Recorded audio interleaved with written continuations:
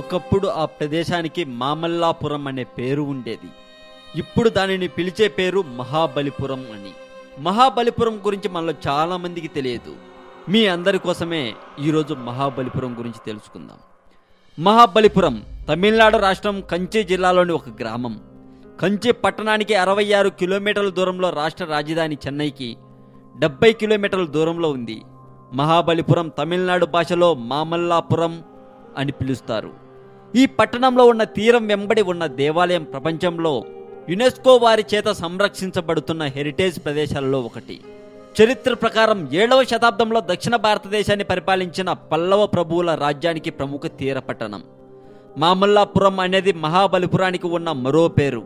ఈ పట్టణానికి అప్పటి పల్లవ ప్రభు అయిన మామల్లా పేరు మీద కట్టబడిందని చరిత్రకారులు చెబుతారు. మహాబలిపురానికి ఆ పేరు రావడానికి మరొక కథనం ప్రకారం, పూర్వం బలిచక్రవర్తి ఈ ప్రాంతాన్ని పాలించడం వల్ల ఈ ప్రాంతానికి ఆ పేరు వచ్చింది అని స్థానికులు అంటుంటారు. తదనంతరం కాలంలో పల్లవుల పరిపాలన కాలంలోనూ ఈ ప్రాంతం స్వర్ణయుగాన్ని చూసింది. పల్లవులు ఈ ప్రాంతాన్ని రాజధానిగా చేసుకుని కొంతకాలం పాలించారు. అప్పుడు కట్టించినవే ఈ శిల్పకళా సంపద. పల్లవులు దీనిని మంచి రేవు పట్టణంగా తీర్చిదిద్దారు. దానికోసం ఇక్కడ కొండ మీద ఒక లైట్ హౌస్ని కట్టించారు కూడా. ఇది దత్తాల్వార్ జన్మించిన స్థలం. ఆల్వార్లో మంగళాశాసనము చేసిన సన్నిధి శిథిలమై సముద్ర తీరమున ఉంది. ఇది శిథిలమైనందున కొంత దూరంలో మరి ఒక సన్నిధిని నిర్మించారు. స్వామి స్థల శయనమునుగా సేవ సాయించు క్షేత్రము ఇది ఒక్కటే. పుండరీక మహర్షి తామర పుష్పములతో స్వామిని అర్పించాలని వెళ్ళిన సమయంలో స్వామి ఒక వృద్ధ బ్రాహ్మణుని రూపంలో వచ్చి ఆకలిగా నున్నది, ఆహారం కావాలని అడిగాడు. అంతటా పుండరీకుడు ఆహారమును తీసుకొని వచ్చుటకు వెళ్ళాడు.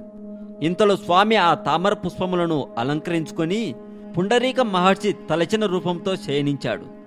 మహర్షి తిరిగి వచ్చి స్వామిని సేవించి ఆశ్చర్యపడి వారిని స్థల శయనర్ పిలిచాడు.